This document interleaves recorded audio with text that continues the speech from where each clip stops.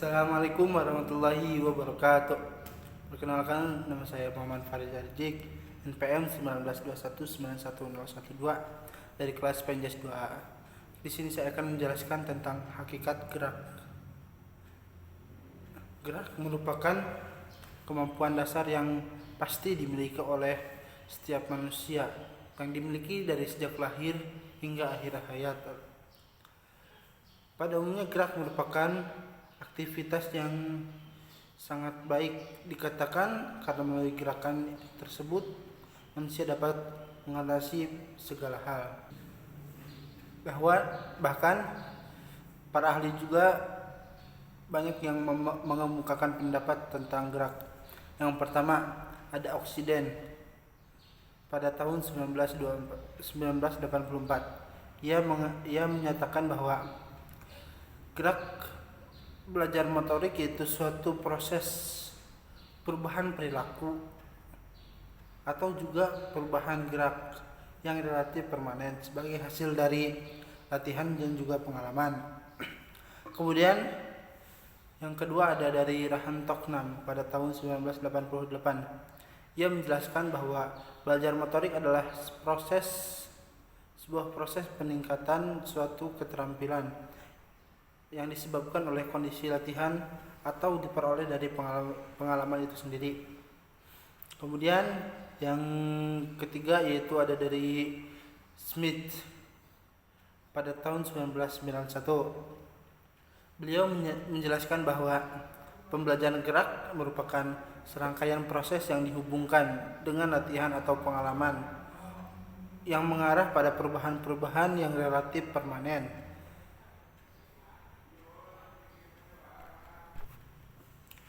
Dari pengertian dari para ahli tadi dapat disimpulkan bahwa belajar gerak adalah suatu rangkaian proses perubahan perilaku gerak yang relatif permanen yang diperoleh dari hasil pengalaman dan juga latihan si diri tersebut. Kemudian materi yang kedua yaitu bentuk gerak. Kemampuan gerak dasar yaitu bentuk gerakan-gerakan sederhana yang dapat dikategorikan dalam 3 bentuk gerak. Yang pertama, kemampuan lokomotor. Kemampuan lokomotor ini yaitu perilaku gerak yang memindahkan tubuh dari satu tempat ke tempat yang lainnya, sehingga dibuktikan dengan adanya perpindahan tubuh dari satu titik ke titik lainnya atau dari tempat ini ke tempat yang lainnya. Kemudian yang kedua ada gerak non lokomotor. Kemampuan ini dapat diartikan sebagai perilaku gerak anggota tubuh yang mengitari porosnya. Pelaku tetap pada tempatnya, tetapi tidak berpindah tempat.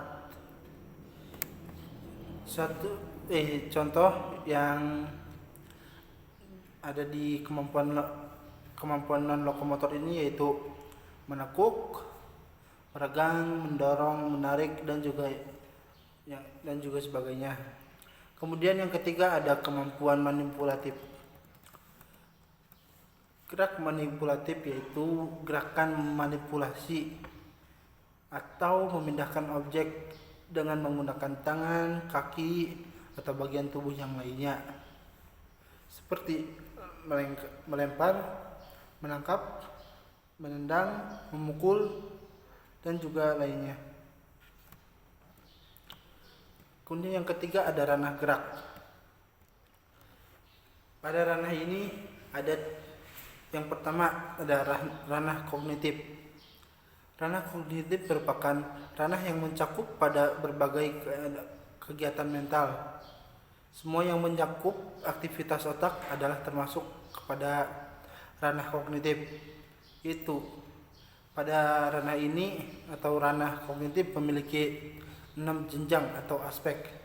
Yang pertama ada pengetahuan, kedua pemahaman, yang ketiga penerapan atau application, yang keempat analisis, yang kelima sintesis, dan juga yang keenam penilaian atau penghargaan. Tujuan dari aspek kognitif ini berorientasi pada kemampuan berpikir yang mencakup kemampuan intelektual yang lebih sederhana, yaitu dari mulai mengingat sampai pada kemampuan memecah masalah, yang menuntut siswa untuk menghubungkan dan menggabungkan beberapa ide, gagasan, metode atau prosedur yang dipelajari untuk memecahkan masalah tersebut. Kemudian ranah yang kedua ada ranah afektif. Ranah afektif merupakan ranah yang berkaitan dengan sikap dan juga nilai yang berbeda-beda. Ranah afektif mencakup pada watak perilaku seperti perasaan, minat, sikap, dan nilai masing-masing. Ranah afektif ini terbagi menjadi rinci kepada 5 bagian atau 5 jenjang. Yang pertama ada receiving atau attending. Yang kedua ada responding. Yang ketiga ada following. Yang keempat ada organization. Dan yang kelima ada characterization atau karakterisasi dengan suatu nilai atau kompleks nilai. Kemudian yang ranah yang selanjutnya ada ranah psikomotor. Ranah ini yaitu ranah yang erat berkaitan dengan keterampilan atau skill atau juga kemampuan.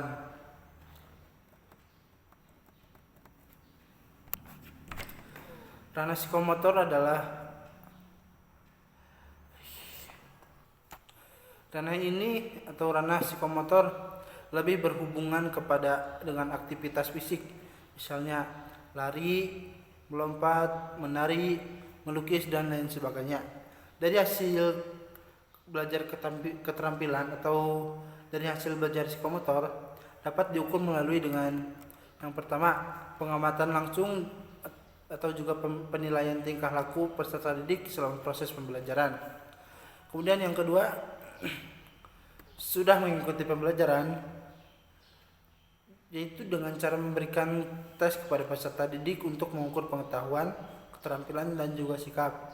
Kemudian yang ketiga, beberapa waktu sudah pembelajaran selesai dan kelak dalam tingkah laku kerjanya. Mungkin cukup sekian yang dapat saya sampaikan, kurang lebihnya mohon maaf. Assalamualaikum warahmatullahi wabarakatuh.